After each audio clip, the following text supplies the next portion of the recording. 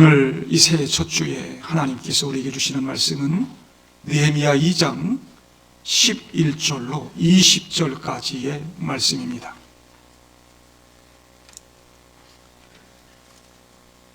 느헤미야 2장 11절부터 20절까지입니다. 내가 예루살렘에 이르러 머무른 지 사흘 만에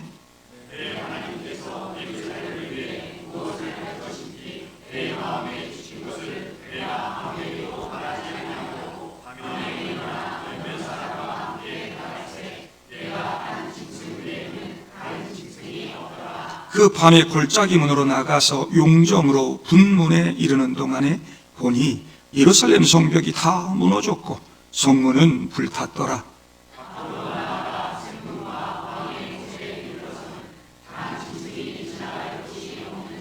그 밤에 시내를 따라 올라가서 성벽을 살펴본 후에 돌아서 골짜기 문으로 들어와 돌아왔으나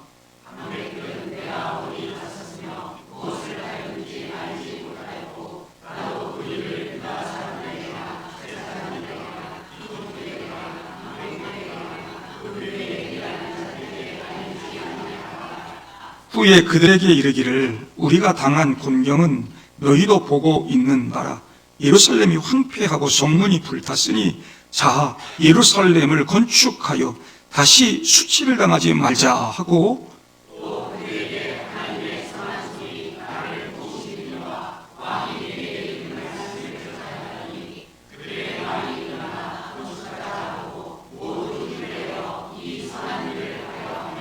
호론 사람 산발락과 종이었던 암몬 사람 도비아와 아라비아 사람 게셈이 이 말을 듣고 우리를 업신여기고 우리를 비웃어 이르되 너희가 하는 일이 무엇이냐? 너희가 왕을 배반하고자 하느냐 하기로 내가 그에게 대답하였는데 그의 하나님이 우리를 형통하게 하시니 그의 종들이 우리가 일어나 건축하려니와 오직 너희에게는 예루살렘에서 아무 기업도 없고 권리도 없고 비역되는 바도 없다 하였느니라. 아멘. 새해를 맞이하고 며칠 지났는데 잘들 지내셨지요? 새해 첫 주에 예배 자리 참석하신 여러분들 모두에게 하나님의 크신 은총이 함께 하시기를 주님의 이름으로 축복합니다. 성도 여러분, 지금 우리는 새로운 한 해의 출발점에 서 있습니다. 엄청나게 빠른 변화와 속도가 있는 이런 시대 속에서 그동안 우리 교회도 많은 시도를 한다고 했습니다만 그 과정에서 우리가 꼭 붙들어야 할 본질이 약해지고 놓치지는 않았는지 곰곰이 생각해 보고 한 해를 시작해야 될 줄로 믿습니다. 개인적으로는 무너지고 깨어진 그 상처 입은 마음들, 무너진 관계, 가정에 무너진 신뢰, 또 교회에 영적으로 무너진 신앙과 잃어버린 그 사명, 열심, 우리가 예전에 가졌던 그런 부활신앙, 천국 소망, 이런 것들이 다 무너지고 예배 열정, 기도 열정이 무너진 이런 시대. 그리고 국가적으로는 이 지도층으로부터 만연한 그런 부패, 그로 인해서 이 사회 전체에 퍼져 있는 무기력, 영적 피로, 이런 것들이 쌓여 있지요. 오늘 우리가 읽은 이 느헤미야 시대도 마찬가지였습니다. 느헤미야 시대 예루살렘에 성전은 지어져 있었지만 성벽은 여전히 무너진 채 있었습니다. 겉으로는 신앙의 상징은 남아 있었지만 공동체를 보호하고 신앙을 지키고 다음을 준비해가는 구조가 무너져 있었다는 것입니다. 성전에서 제사는 드리지만 신앙의 정체성을 지키기가 어려웠고 다음 세대 지키고 그 신앙을 지켜가야 할 그 울타리 지금 무너져 있는 현실이었다는 것입니다. 예루살렘 성벽은 단순한 건축물이 아닙니다. 이스라엘 공동체 정체성이었고 안전을 지키는 보루였고 신앙의 상징이었습니다. 그런데 그 성벽이 무너졌다는 것은 우리는 지금 하나님 백성답게 살지 못하고 있습니다 라는 현실을 보여주고 있는 것과 같습니다. 그때 하나님은 한 사람을 일으키시죠. 느헤미야. 그리고 그의 삶을 관통하는 이 한 문장이 오늘 설교 제목이 되는 것입니다. 하나님의 선하신 손이 나를 도우시노라. 2026년도를 살아가는 저와 여러분들, 하나님의 선하신 손이 도우실 줄로 믿습니다. 오늘 우리는 이 고백을 따라 무너진 것을 다시 세우는 한 지도자 영성, 그리고 하나님의 손을 의지하고 한 마음으로 성벽을 재건했던 그 공동체 믿음, 그들의 길을 배우기를 원합니다. 느헤미야는 성경에는 바사, 우리가 학교 다닐 때 배운 이름으로는 페르시아 제국의 아닥사스다 왕의 술 맡은 관원장이었습니다. 술 맡은 관원장, 그러면 여러분들이 우습게 생각할지 모르는데 왕의 지근거리에서 사담을 나누고 국사를 논할 수 있는 자리입니다. 지금의 비서실장 같은 자리입니다. 그는 포로 출신이었지만 대제국의 중심부에서 안정된 삶을 살고 있었습니다. 그런데 고향 예루살렘에 다녀온 동생 하나니가 가져온 예루살렘의 소식을 듣는 순간 그의 삶의 방향이 바뀌게 됩니다. 1장 3절, 사로잡힘을 면하고 남아있는 자들이 그 지방 거기에서 큰 환난을 당하고 능욕을 받으며 예루살렘 성은 허물어지고 성문은 불탔습니다. 하나니가 보고하지. 이 소식을 듣고는 느헤미야가 철퍼덕 주저앉아 통곡하며 웁니다. 그리고 1장 4절에 보면 그는 하늘의 하나님 앞에 금식하며 기도를 시작하죠. 먹고 살만하다고, 나는 높은 자리에 앉아있다고. 이 조국의 안타까운 소식을 듣고 느헤미야는 그냥 모른 척 회피하거나, 이게 무슨 일이냐, 어찌 이런 일이 있냐, 조상들이, 어른들이 어떻게 했길래, 이러면서 조상 탓하거나 그러지 않았습니다. 나의 문제로, 우리의 문제로 여기고 회개했습니다. 나의 죄, 우리 조상들의 죄를 용서해 주세요. 그냥 기도만 한 것이 아니었습니다. 그는 하나님의 언약을 붙들었습니다. 말씀 붙들고 기도했습니다. 하나님, 옛적에 모세와 언약하고 모세에게 약속한 거, 우리 민족에게 약속한 거 기억해 주세요. 언약을 붙들고 하나님께 울면서 기도하면 우리 하나님은 꼼짝도 못하신다는 거 아닙니까? 하나님은 언약이 신실하신 분이에요. 주님, 나 아시죠? 주님이 나 위해 죽으셔. 내 몸에도 주님의 피가 흘러요. 나도 언약 백성이에요. 약속한 대로 응답해 주세요. 기도하면 하나님은 그 기도 응답하신다. 회개하는 자를 위로해 주시고 긍휼히 여겨 주시고, 느헤미야 기도한 것처럼 회개한 자를 다 모아주시고, 무너진 현실을 바꾸는 출발점은 인간의 전략이 아니라 하나님께 무릎 꿇고 기도하는 것인 줄로 믿습니다. 느헤미야는 기도부터 시작했습니다. 주여, 구하오니 귀를 기울이사 종의 기도와 주의 이름을 경외하기를 기뻐하는 종들의 기도를 들으시고 오늘 종이 형통하여 이 사람 앞에서 은혜를 입게 하옵소서. 무너진 현실 앞에서 그렇게 무릎을 꿇은 사람 느헤미야. 이 느헤미야와 같은 기도가 우리 교회를 살리고 영적으로 무너진 우리 가정과 자녀들 살리는 줄로 믿습니다. 기도 없는 개혁은 인간의 혁명에 불과하고 반드시 실패할 것이지만, 기도가 있는 개혁은 하나님의 역사가 되는 줄로 믿습니다. 하나님의 선하신 손이 도우실 것이기 때문에 그렇습니다. 느헤미야는 기도만 하고 가만히 있지 않았습니다. 치밀한 계획을 가지고 목숨을 건 도전을 시작합니다. 그렇게 슬퍼하면서 금식하면서 기도했으니 얼굴이 초췌해지지 않았겠어요? 근데 그 초췌해진 얼굴 가지고요, 수심이 가득한 모습으로 왕 앞에 나갑니다.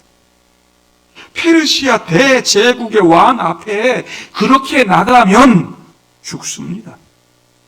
어디 왕 앞에 그렇게 어두운 얼굴을 하고, 느헤미야 책임은 그렇게 할 수 있는 자리가 아닙니다. 늘 밝은 모습으로, 좋은 모습으로 왕 앞에 가서 왕과 대화하고 술을 맡은 말 한 잔도 하고 막 이러면서, 여러분, 왕을 잘 모시는 위치가 느헤미야 자리예요. 근데 초췌해가지고 수심이 가득해서 나갔다? 사형감입니다. 에스더서를 보면 당시 왕비였던 에스더도 죽으면 죽으리이다, 그리고 목숨 걸고 왕 앞에 나가고 그러잖아요. 목숨을 건 도전. 그 좋은 자리, 권력과 부가 보장된 자리에 여러분 있었다면 형제들과 조국을 위해서 그렇게 할 수 있었을까? 그냥 그 좋은 자리 버리고 포기하는 정도가 아니라 죽을 수도 있는 상황이었다니까요. 다행히 아닥사스다 왕이 성품이 좋았던 것 같아요. 신하에게 갑질하고 그러지 않는 사람이었던 것 같아요. 느헤미야가 평소에 인정받을 만한 신실한 사람이었기 때문에 그러기도 했겠죠. 왕이 느헤미야의 그 수척한 얼굴, 수심이 가득한 얼굴을 보고는 너 왜 그래? 무슨 걱정거리라도 있냐?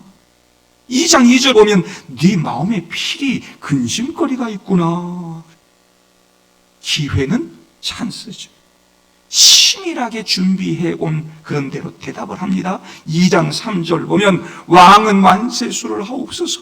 내 조상들의 묘실이 있는 성읍이 이제까지 황폐하고 성문이 불탔사오니 내가 어찌 얼굴에 수심이 없으리까?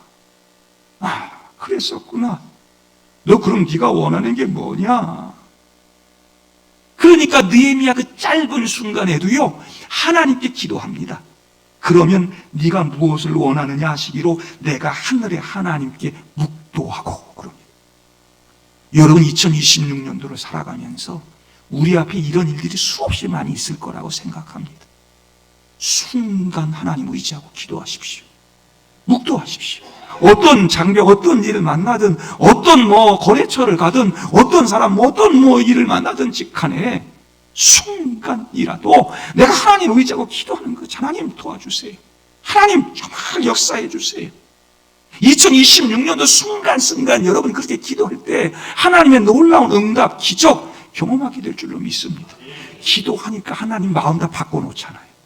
하나님 미리 다 역사하잖아요. 2026년도 살아가면서 매일매일 묵상하고 순간순간 기도하는 여러분들 될 수 있기를 바랍니다. 그러니까 느헤미야가 대답을 하죠. 나를 조국에 보내서 성을 건축하게 하옵소서. 그래, 얼마나 걸리겠냐? 언제쯤 다시 돌아올 수 있어? 여러분, 그 자리에 왕비도 같이 있었습니다. 이 왕이나 왕비가 다 느헤미야를 좋아했던 것 같아. 보내고 싶지 않은. 빨리 일 마치고 돌아왔으면 좋겠다. 왕과 얼마나 좋은 관계 속에 있었으면 이랬을까? 저는 여러분들이 이런 사람들 될 수 있기를 바라요. 느헤미야가 얼마나 신실하게 살았으면, 얼마나 성품이 좋았으면, 얼마나 좋은 사람이었으면 왕이 이렇게까지 할까? 여러분, 성품이 좋은 사람, 신실한 사람, 믿을 만한 사람 되면 이렇게 세상에서도 인정받고 안 되는 것도 되는 역사 일어나게 될 줄로 믿습니다. 왕이 허락하니까요, 언제까지 다 일 마치고 돌아오겠노라고 기한 정하고는 왕에게 지원을 요청합니다. 가는 길에 통과해야 할 지역의 총독들에게 조서를 내려 내가 가는 길에 걸림이 없게 해주세요. 예루살렘 주변의 총독들에게도 공문 다 써주셔서 성벽 재건에 필요한 자재들 다 제공하도록 하게 해주세요.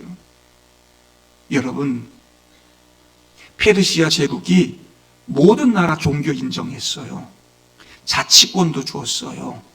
근데 성벽 쌓고 군사를 양성하고 이건 안 되는 거예요. 그건 페르시아 제국을 운영하는데 그건 걸림돌이 되는 거 아니겠어요? 자치해. 니들 종교도 다 신앙생활 다 해라. 니들 신 믿어라.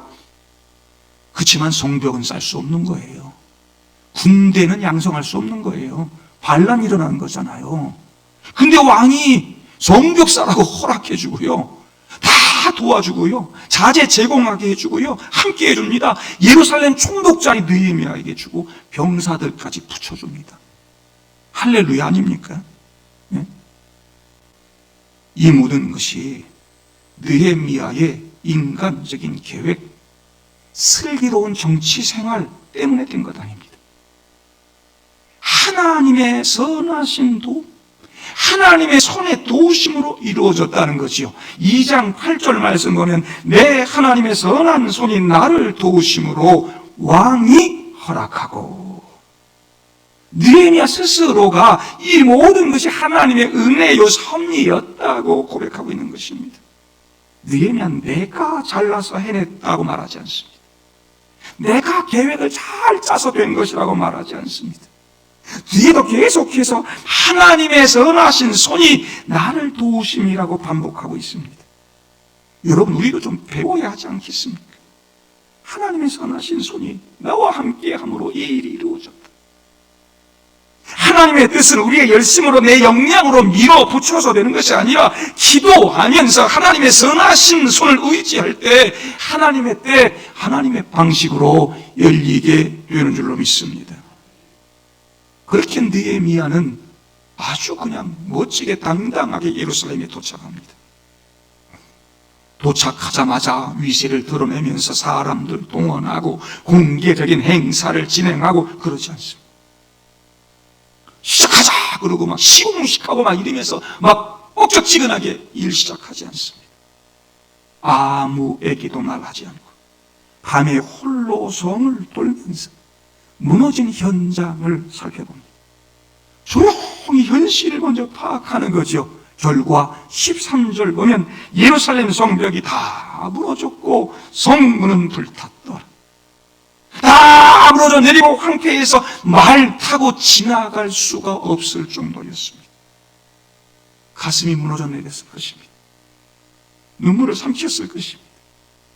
하나님, 어찌 이 나라 이 민족이 이런 수치를 당했단 말입니까? 하나님, 어찌 해야 된단 말입니까? 다시 이 일을 회복할 수 있도록, 이 성벽 재건할 수 있도록 도와주세요. 기도하면서 돌지 않았겠습니까? 그러면서 공동체를 움직이기 시작합니다. 공동체를 바꾸려고 하는 사람은 먼저 현실 과장 없이 솔직하게 직면하고 공유할 줄 아는 사람이에요. 17절 보면 지도자들 다 방백들 모아놓고 솔직한 현실 인식을 공유합니다. 우리가 당한 공경은 너희도 다 보고 알고 있는 바라. 예루살렘이 황폐하고 성문이 불탔으니 그렇지. 같이 문제를 공유하고 아픔을 공유하고 현실을 직시하게 만들어줍니다. 오늘 교회도 마찬가지지요.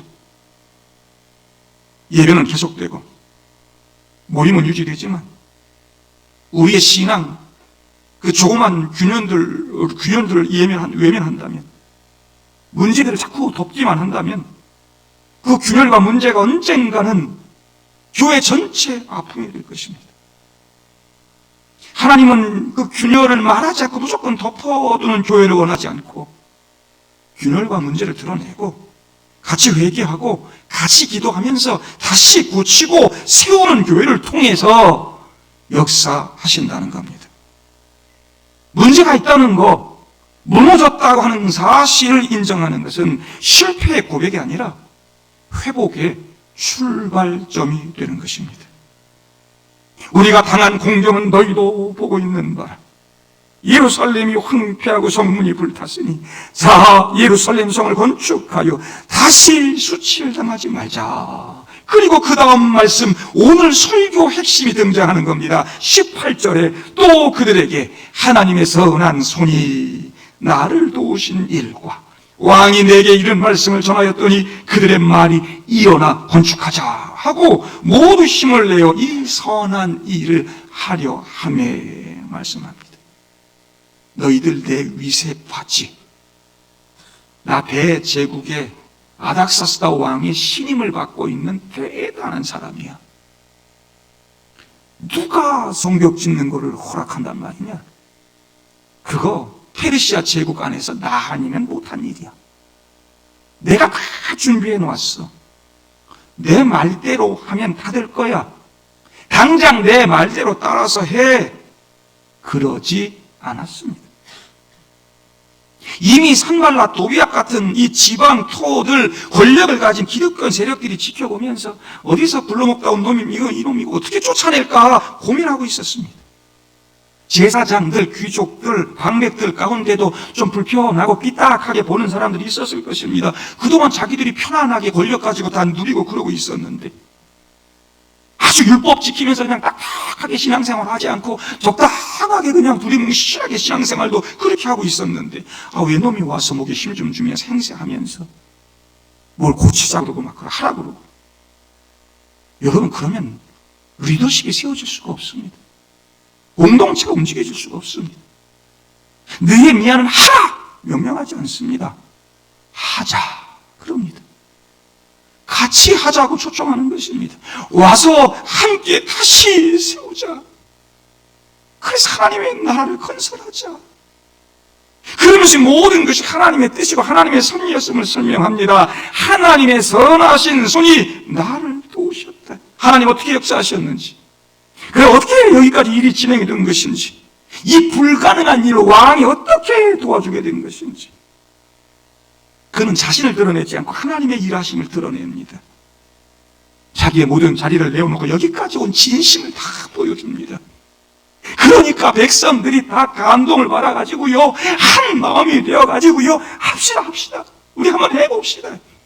그들의 말이 일어나 건축하자 하고 모두 힘을 내어 이 선한 일을 하려 하며, 모두 힘을 내어 공동체가 다 함께, 우리 성도들이 모두 함께 한번 해봅시다. 하나님의 손이 도우시면 됩니다. 합시다. 우리 다 같이 한번 해봅시다. 그렇게 힘을 내서 일어날 때 우리 동방교회가 다시 세워지는 줄로 믿습니다.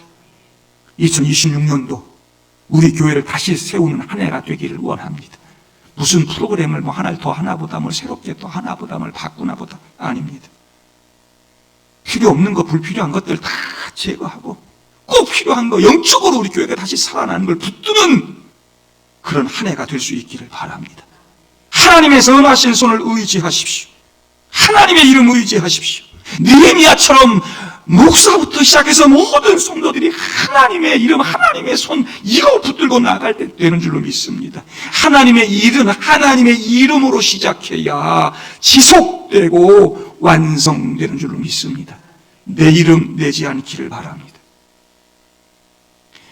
이렇게 합시다 시작을 했는데 모든 게 다 쉽게 되면 얼마나 좋겠어요. 19절 보니까 산발락과 도비야와 게셈이 업신여기고 비웃고 조롱했더라. 여러분이 산발락은요, 사마리아의 총독입니다. 유다 북쪽 지역을 호령하던 거대 정치 가문의 수장입니다. 고고학적인 그런 사료들 다 살펴보면 산발락이라고 하는 이름이 사마리아 역사에 계속 등장합니다. 가문을 이어가면서 아들도 산발락, 그 아래도 산발락, 이름 산발락 가문의 이름이 쭉 간다. 그러니까 산발락이 한때는 사마리아 왕조를 이루었던 대단한 인물이었어요. 도비야라고 하는 인물, 종이었던 암몬 사람 도비야, 그러니까 하찮은 사람처럼 여기기 쉬운데 그냥 종이 아니라 왕의 종, 왕의 신하 같은 그런 대단한 가문의 사람이에요. 뒤에도 읽어보시면요, 예루살렘의 대제사장과 사돈이 돼요. 네? 그 정도로 유력한 가문이에요. 권력이 있으니까 느헤미야가 잠시 자리를 비운 사이에 예루살렘 성전 뜰에다가 자기 방 만든 사람이에요. 산발락은 후의 기록을 보면 자기 이 자식들 이름에다가 야훼라고 하는 하나님 이름을 다 붙여줍니다. 느헤미야, 엘리야, 이게 다 야훼 하나님 이름 붙이는 거예요. 뒤에 엘리야, 느헤미야, 이게 다 여호와라는 뜻이에요. 독실한 야훼 신앙을 가진 것 같죠. 네? 우상도 숭배하면서 혼합 종교를 가지고 있으면서 자식들 이름에다가 여호와, 야훼 이름 갖다 붙이는. 우리 집은 4대, 야 4대째 교회 다녀. 기독교 가문이야. 나 모태 신앙이야. 이런 사람들이 교회를 힘들게 하고 어렵게 하는 사람들 많다니까요. 네? 기독교인 티 내고 이름 내고 이러면서 산발락 같은 이런 사람, 도비아 같은 사람, 이미 다 왕 허락받아서 와서 하는 일인데 니들이 지금 뭘 하려고 하느냐? 왕을 배반하려고 하는 거 아니냐? 나중에 다 모함하는 편지 보냅니다. 왕한테. 성벽 쌓고 있다고. 이들이 총, 칼 들고 방해하는 건 아니었습니다. 어쩔 때는 합리적인 제안도 합니다. 우리도 한쪽 같이 성벽 짓게 해달라고. 평화의 손길 내밀죠. 그러면서 유다 지도자들 마음 흔들고요, 백성들 마음까지도 현혹하고요, 계속해서 유다의 신앙의 영향력을 행사하고 자리 보존하려고 하고 지분 차지하려고 하고, 이런 사람들이죠. 이런 힘 있는 사람들, 불신앙의 사람들, 겉으로는 믿음이 있다고 하는 사람들이 반대하고 교묘하게 방해하고 모험하니까 느헤미야가 얼마나 힘들었겠어. 그렇지만 느헤미야는 흔들리지 않습니다. 이들과 타협하지 않습니다. 단호하게 20절에 얘기하죠. 내가 그들에게 대답하여 이르되 하늘의 하나님이 우리를 형통하게 하시리니 그의 종들인 우리가 일어나 건축하려니와. 거들지 마, 방해하지 마. 하나님이 형통하게 하신다. 우리가 반드시 건축 완공한다. 결국 여러분이요, 42일 만에 다 지역적을 맡아가지고 전부 이스라엘 백성들이 그냥 남녀노소 할 것 없이 돌 날라가면서 다 달라붙어가지고 42일 만에 완공한다 아닙니까? 하나님의 일은 하나님이 하시는 줄로 믿습니다. 사탄의 방해가 있고 공격이 있고 반대하고 이런다 해서 두려워하거나 흔들리지 마시기를 바랍니다. 하나님은 우리 편인 줄로 믿습니다. 우리 믿는 성도들 형통하게 하실 줄로 믿습니다. 산발락과 도비아 같은 사람들 어떻게 되는가? 오직 너희에게는 예루살렘에서 아무 기업도 없고 권리도 없고 기억되는 바도 없을 것이다. 우리 가운데 산발락, 도비아 같은 사람들 없기를 바랍니다. 하나님께로부터 아무런 복도 받지 못하는 그런 존재가 되지 않기를 바랍니다. 하나님의 형통을 경험하고 하나님의 사명 다 이루어서 하나님 나라 아름답게 만들어가는 저와 여러분들 되기를 바랍니다. 어찌 보면 느헤미야가 아주 옹졸해 보이고 속 좁아 보이는 것처럼 느낄 수 있습니다. 그냥 적당히 그냥 같이 이렇게 해서 좀 하지, 굳이 이렇게까지 강하게 엄하게 얘기할 수 있나? 뭐 이렇게 단호하게 하지? 여러분, 유다를 지키고자 하는, 하나님의 나라를 지키고자 하는 영적 생존을 위한 몸부림이었습니다. 산발락, 도비아 다 우상숭배하고 있었습니다.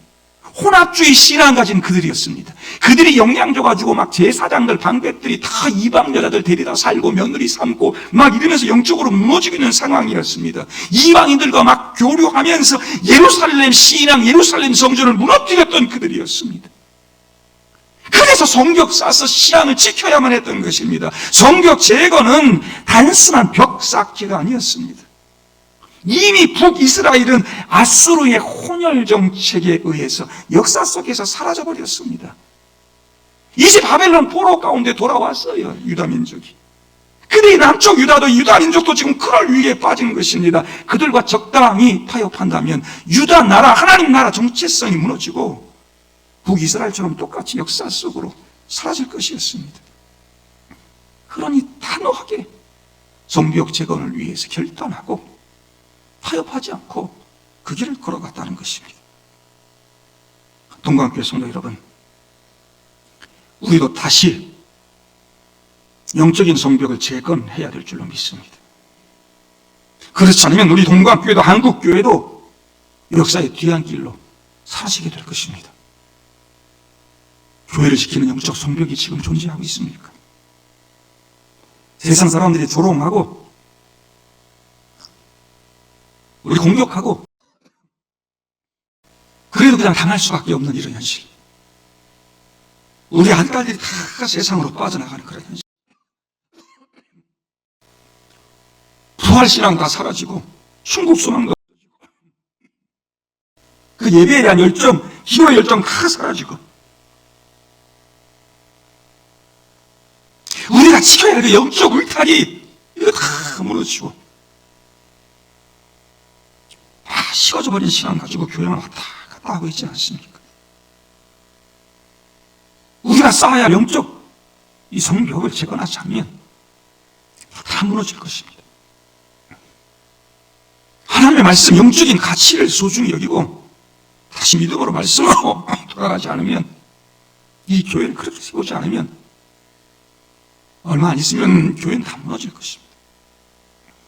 교회를 적당히 종교 생활하고 와서 친교하고 삶을 나누는 그런 내 삶의 조그만 한 부분이라고 생각하지 마십시오. 내 생명이 달려있는 것이고 영혼이 달려있는 것이고 우리 아들딸의 미래가 달려있는 것 아닙니까?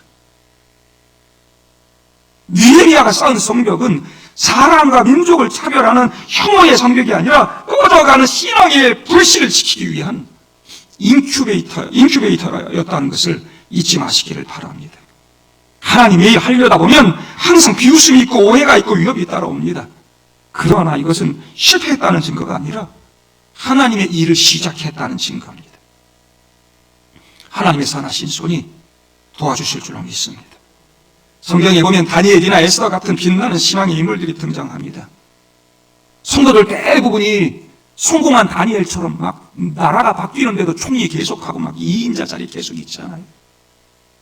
조그만 변방의 나라 여잔데 왕비가 되고 막 이러니까 우리 아들, 딸들이 다 그렇게 성공하고 잘 되기를 다 바라잖아요. 그러나 여러분, 느헤미야 같은 인물이 없었다면, 자신의 자리에 그냥 안주하고 욕먹고 좀 힘 좀 들다고 적당히 타협하고 포기했다면 다니엘이나 에스더 같은 그런 훌륭한 인물들 나오지 않았을 것입니다. 신앙의 정체성 지키지 못했을 것입니다. 느헤미야가 고집스럽게 순수한 신앙의 뿌리를 잘 지켜냈기에 다니엘도 에스더도 빛나게 됐던 것이고 유다의 신앙의 정체성을 지켜낼 수 있었던 것이고 그렇게 지켜온 신앙의 정체성 가운데서 온 인류를 구원할 메시아 그리스도 예수가 나시는 겁니다. 무너졌다면 안 되는 일이죠. 우리가 지금 산발락과 도비야가 지배하는 세상 속에 삽니다.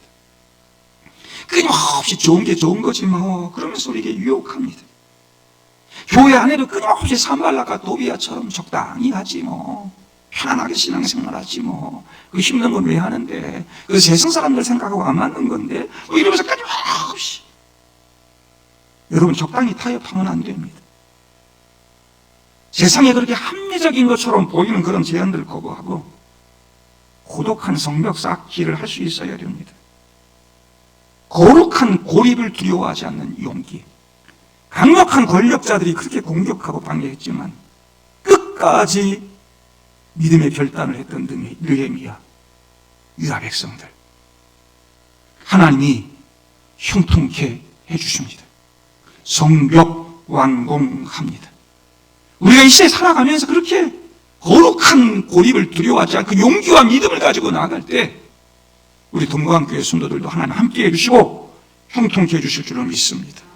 동광교회 성도 여러분, 하나님은 오늘도 무너진 것을 다시 세우시는 분입니다. 교회가 다시 세워질 때 저와 여러분 모두가 다시 살아나는 다음 세대에 보게 될 줄로 믿습니다. 우리가 다 같이 느헤미야의 고백을 다 들은 다음에 한번 해봅시다 합시다. 다 같이 일어나 건축하자 했던 것처럼 그렇게 달려나간다면 하나님의 선하신 손이 함께 하셔서 반드시 승리하게 될 줄로 믿습니다. 우리가 한번 다 같이 해봅시다. 한번 해봅시다. 일어나 건축해봅시다. 다시 세웁시다. 하나님의 선하신 손이 함께 하실 줄로 믿습니다. 찬양하고 기도하죠.